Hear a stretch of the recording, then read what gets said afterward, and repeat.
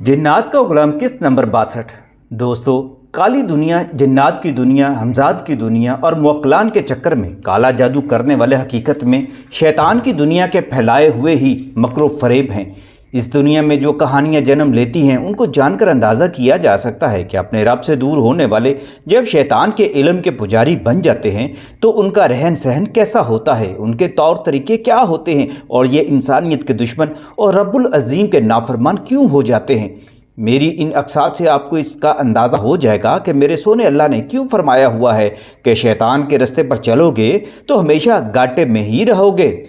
अमलियात के चक्कर में अक्सर लोग घाटे का सौदा करते हैं, शिरक भी करते हैं, कुफरिया काम भी करते हैं, मगर आखिरकार वो नाकाम और नामुराद ही रहते हैं और यही शैतान का मुकद्दर है।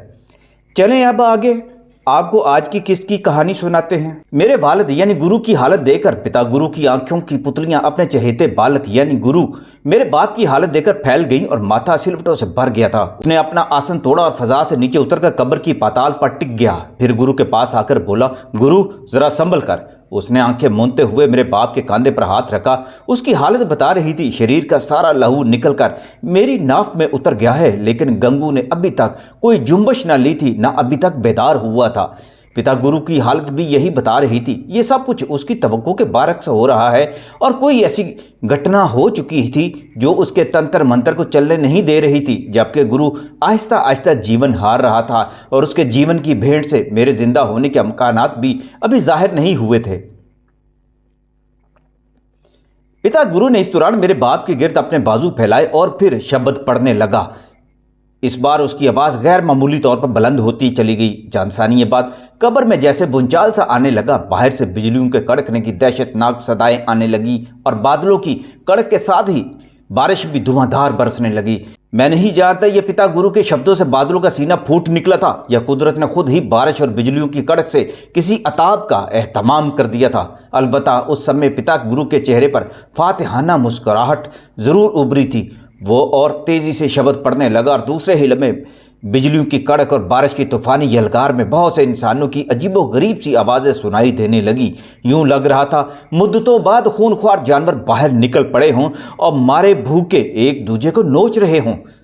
कब्र जहां हम सब पिता गुरु के साथ मौजूद थे, उसकी दीवारों पर भी धप धप की आवाज़ें आने लगी। समा कुछ यूं बन गया था कि लगता था जैसे कोई कब्र की दूसरी जानब कोई कमरा है और उसके अंदर जो भी इंसान मौजूद था वो ज़ोर ज़ोर से उसकी दीवारों को खटखटा रहा है। पिता गुरु ने उस दीवार की जानब देखा जहां से आवाज़ें आ रही थी। उसने अपने एक स्याह ह्योले को इशारा किया और स्याह ह्योला दीवार के पास गया। सूंघकर उसने बिपरी हुई नज़रों से पिता गुरु को देखा और किसी अनजान ज़बान में उससे मुखातब होकर कुछ बताने लगा। उसने जो कुछ भी कहा होगा उसका नतीजा जल्द सामने आ गया। पिता गुरु उसकी बात सुनकर तन सा गया और मेरे बाप की तरफ एक नज़र डालकर उसने स्याह ह्योले को इशारा किया तो उसने अपना हाथ दीवार के अंदर यूं घुसेड़ दिया जैसे दीवार रुई या कागज़ की बनी हुई हो। उफ खुदाया, आप तसव्वुर नहीं कर सकते उस वक्त क्या कुछ हुआ होगा, क्या मेरे सामने मंजर आया होगा। ह्योले ने अपना पूरा बाजू दीवार के अंदर दाखिल किया और फिर खुद भी दीवार के अंदर जज़ब हो गया और दूसरे ही लम्हे वो बाहर निकला तो उसने एक जिंदा मुर्दे को गर्दन से दबोचा हुआ था, बल्कि यूं जैसे बिल्ली चूजे को गर्दन से दबोच लेती है।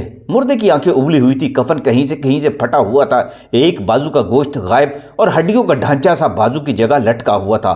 टांगों की भी यही हालत थी, पेट पूरा और भरा हुआ तोंदरमा था, सर के बाल उड़े हुए थे और कहीं कहीं से खाल गायब थी, लेकिन वो इस हैयत में भी जिंदा था और सांसें ले रहा था। स्याह ह्योले ने उसको पिता गुरु के सामने फेंका तो पिता गुरु चला कर बोला, तुझे इस समय क्या बीमारी पड़ गई थी? क्यों तूने हमारी प्रार्थना में शोर उठाया है? क्या आपने किसी मुर्दे को बातें करता हुआ देखा है? नहीं देखा होगा ना, लेकिन मैंने पहली बार उस मुर्दे को बोलते हुए देखा है। उसकी आवाज़ गले में फंसी हुई और थकी हुई थी, बिल्कुल ऐसे जैसे तबले की खाल फट जाए तो थाप लगाने पर भद्दी सी आवाज़ें निकालता है, या फिर यूँ समझ ले जैसे बूढ़ा गिद्ध बोलता है। लेकिन आपने बूढ़े गिद्ध को कहाँ बोलते देखा या सुना होगा। खैर आगे सुनिए। मुर्दा जिस तरह से बोला था उसका कोई मसला नहीं था, लेकिन उसने जो कहा था वो एक बार फिर सबके लिए हैरान कुन था। गुरु, मैं आपको तब से जानता हूं जब से आपने कब्र में अपना स्थान बनाया और इसको धर्मशाला का दर्जा देकर पाठ करना शुरू किया है। आपने मेरी बीवी की कब्र खोदकर उसको अपना गुरु स्थान बना रखा है, जैसे उसकी रूह भटकती फिर रही है। और इस समय अभी जो कुछ हो रहा है ये 200 साल बाद एक बार ऐसा होता है। ये समय 8 ग्रहणों के मिलन का समय है और आपने जो शब्द श्लोक पढ़े हैं इन समयों में नहीं पढ़े जाते। इस कारण हुआ यह है कि सारे कब्रिस्तान के मुर्दे उठ खड़े हुए हैं और अपनी कब्रों से बाहर निकल आए हैं। आपकी पूजा उलट गई है और जब तक ग्रहणों का समय गुजर नहीं जाता आप वो शब्द पाठ नहीं लगाते जो ग्रहणों में देवताओं को स्वीकार किए जाते हैं। ये मुर्दे कब्रों में वापस नहीं आएंगे। ये पाठ अब अकेले नहीं कर सकते। वो 2 मनुष्य मिलकर पाठ लगाएंगे तो काम सुधर जाएगा। बाकी आप अपना काम खूब जानते हैं। जिंदा मुर्दे की बात सुनकर पिता गुरु ने हाँक सी भरी और मेरे बाप की तरफ देखा। यह संगत पाठ सिर्फ मेरे बाप ही लगा सकता था, वरना कोई दूसरा ऐसी पूजा में उसका साथ देने के काबिल नहीं था।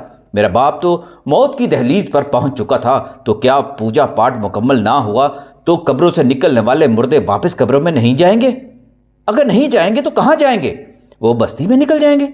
ऐसे में कोई इंसान उनके सामने आ गया तो उन्हें देखकर दहशत से मर जाएगा। सूरत हाल इंतहाई गंभीर थी, क्योंकि ये मुर्दे जिंदा इंसानों का खून पीकर अफरीयत बन सकते थे और उस जिंदा मुर्दे ने यही कुछ पिता गुरु को साफ साफ बता दिया था।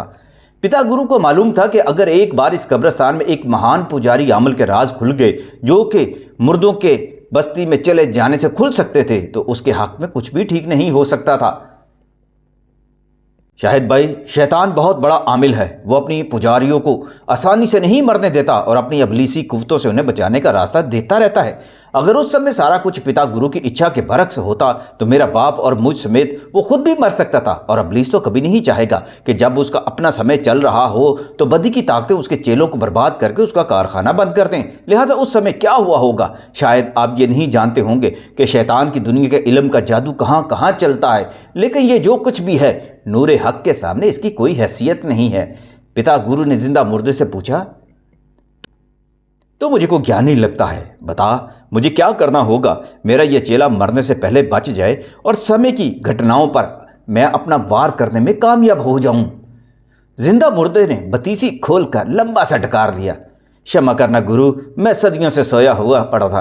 अभी तेरे शब्दों और ग्रहणों के मिलन से मुझे जीवन की आस मिली है। मैं तो तेरा भला ही चाहूँगा और ये तूने ठीक कहा है। मेरे पुरख भी योगी थे और उनके ज्ञान से मैं परमात्मा के मंदिर का सेवक बनकर बरसों तक ज्ञान भी सीखता रहा हूँ। अब जैसा मैं तुझे बताता हूँ वैसा कर ले तो अपने गुरु चेले को बचा सकता है तू, लेकिन तुझे वचन देना होगा कि तू अपना धर्मशाला यहाँ से उठा लेगा ताकि मेरी पत्नी की रूह वापस स्थान में आ जाए।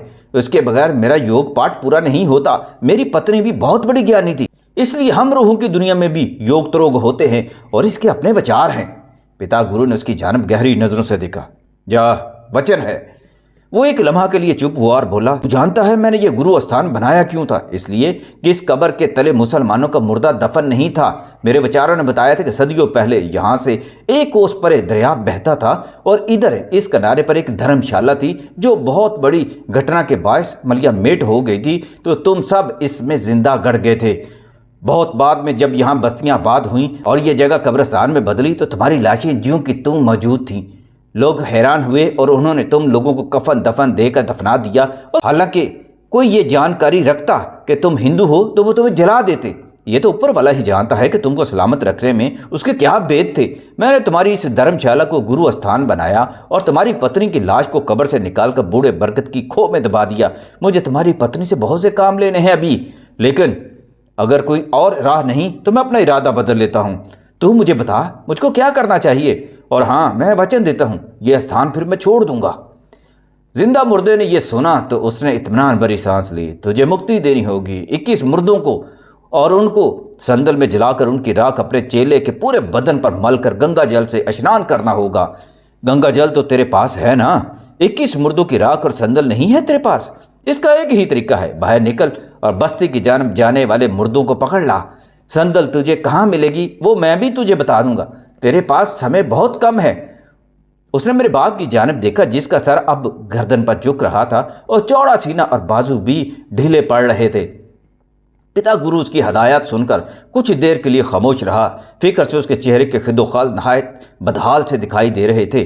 उसने पहले तो लाचारगी से मेरे बाप को देखा। मेरा बाप जो पिता गुरु के जन्मों की आस था और उन दोनों की आसें मुझसे जुड़ी हुई थी, मगर आसों की ये डोरी टूट रही थी।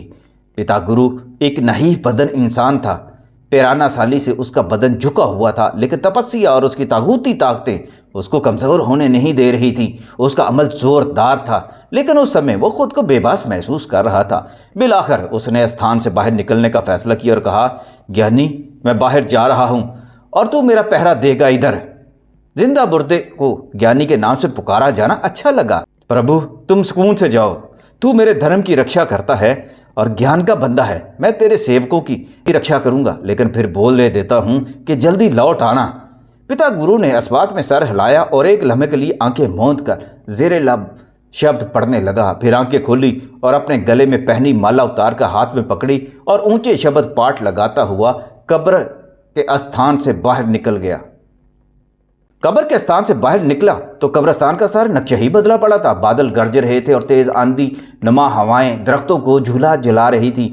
कब्रें शक थी, तख्ते उड़े हुए थे और घास फूस जो कब्रों को सर सब्ज रखने के लिए लगा छोड़ी हुई थी, बुरी तरह नोच कर जड़ों समेत परे फेंकी हुई थी। एक जानब से तो कब्र से निकलते हुए एक मुर्दा आहजारियां भी कर रहा था। उसका सर बाहर निकला हुआ था और बाकी सारा धड़ कब्र के अंदर और पूरी जुस्तजू करके बाहर निकलने की कोशिश में था। पिता गुरु ने अपनी झोंपड़ी की तरफ नजर उठाई। लालटेन ऊंधी पड़ी हुई थी और सूखी चटाई को किसी भी समय आग से सुलगाकर भांबड़ फैलाने वाली थी। पिता गुरु झोंपड़ी में अपने सेवक को देखने के लिए उधर बढ़ा तो वो चटाई पर यूं पड़ा हुआ था कि पूरे शरीर से खून बह रहा था और किसी ने बेदर्दी से उसकी खाल उधेड़ छोड़ी थी। बदबख्तो, परंतु मैं तुम्हें छोड़ने वाला नहीं। पिता गुरु की मैली आंखों में अंगारा सा उठा। वो कब्रिस्तान को दूर दूर तक घूमकर देखने लगा, मगर जिंदा होने वाले मुर्दे उसको नजर नहीं आए। अलबत्ता उनकी शरीर चिल्लाती खूनख्वार आवाज़ें उसकी समाज से टकरा रही थी। वो जल्दी से उस जानब जिधर से आवाज़ों का शोर ज़्यादा था माला जपता हुआ कब्रें फलांगता हुआ भागा।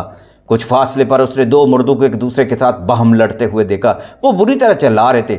उनकी हालत देखकर दिल उबकाइयाँ लेने पर मजबूर हो जाता था, लेकिन ये पिता गुरु था जिसकी ज़िंदगी कब्रों में मुर्दों और शैतानी मखलूक के दरमियान गुजरी थी। और कब्रों के अंदर रहने वाले चिल्ले काटने वालों की हालत भी कुछ ऐसी ही होती है। डर उनकी नसों में नहीं था होता और पिता गुरु की नसों में तो बिल्कुल डर नहीं था। पिता गुरु जब उन मुर्दों के पास पहुंचा और माला पर मंत्र पढ़कर उन्हें अधमुआ करने लगा तो देखा वो मुर्दे लड़ बढ़ नहीं रहे थे, बल्कि गोश्त से महरूम उनकी सूखी हड्डियां एक दूसरे की टांगों में इस तरह फंसी हुई थी कि एक दूसरे को छुड़वाने की कोशिश में खींचातानी कर रहे थे। ये आसान शिकार थे। पिता गुरु ने माला की शक्ति का जादू चलाया और उससे कबल मुर्दों को कुछ समझ आता। पिता गुरु ने उन्हें जमीन पर गिराया और नीचे गिरते ही उनकी कर्मनाक चीख उठी और वो बेसुध होकर ऐसे गिरे जैसे वो मुद्दतों से मुर्दे पड़े हों। इसी दौरान एक मुर्दा किसी अफरीत की तरह उस पर झपटा। अगर पिता गुरु अपने हिसार में न होता तो यकीनन मुर्दे की गिरफ्त में आ जाता। ये ऊंचा लंबा मुर्दा था। जब जिंदा होगा तो किसी भैंसे की तरह पला बड़ा नौजवान होगा। पिता गुरु की रक्षा काम आई और वो मुर्दा खुद ही झपकी खाकर लुढ़क गया। उसके दीदों में अनजाना खौफ था और किसी मुर्दे की आंखें खुली हों तो उनमें कौन झांक सकता है। पिता गुरु ने उसको परे धकेला और पहले से भी ज्यादा तेजी से माला शक्ति के मंत्र पढ़ने लगा। उसकी समझती थी कि चंद कदम पर उसे दरिंदों की तरह बम्बोड़ते हुए मुर्दों का एक गौले अबलीस मिल गया। वो काफ़ी सारे थे और कोई इंसान उनकी गिरफ्त में आ चुका था। बिल्कुल ऐसे जैसे जंगल में बहुत से लगड़ बगड़ किसी बेकस जानवर को पकड़ लेते हैं तो गराते हुए मचलते हुए तेज दांतों से उसको धेड़ने लगते हैं। वो बेचारा कौन था? उसका तहबंद और पगड़ी देखकर अंदाजा होता था कोई गरीब मस्कीन देहाती उधर आया होगा, लेकिन पिता गुरु ने गौर किया तो उसकी पगड़ी के पास ही लकड़ियों का गट्ठा बंधा हुआ था। ये संदल की लकड़ियां थी जो ना जाने वो कहाँ से उठाकर ला रहा होगा और ना जाने उनका इस्तेमाल क्या करना चाहता था। मुमकिन है वो खुद कोई हकीम था या किसी हकीम का एजेंट था जो संदल उसको सप्लाई करता था। वो हिंदू तो हरगिज नहीं हो सकता था, क्योंकि इस इलाके में कोई हिंदू था ही नहीं कि जिस पर गुमान होता कि वो संदल शमशान घाट के लिए ले जा रहा था। वो जो कोई भी था, लेकिन मरते मरते भी वो संदल की लकड़ियां पिता गुरु को एक तरह से दान कर गया। और अगर वो 21 मुर्दे इकट्ठे कर लेता तो उसका काम तो अब आसान हो जाता।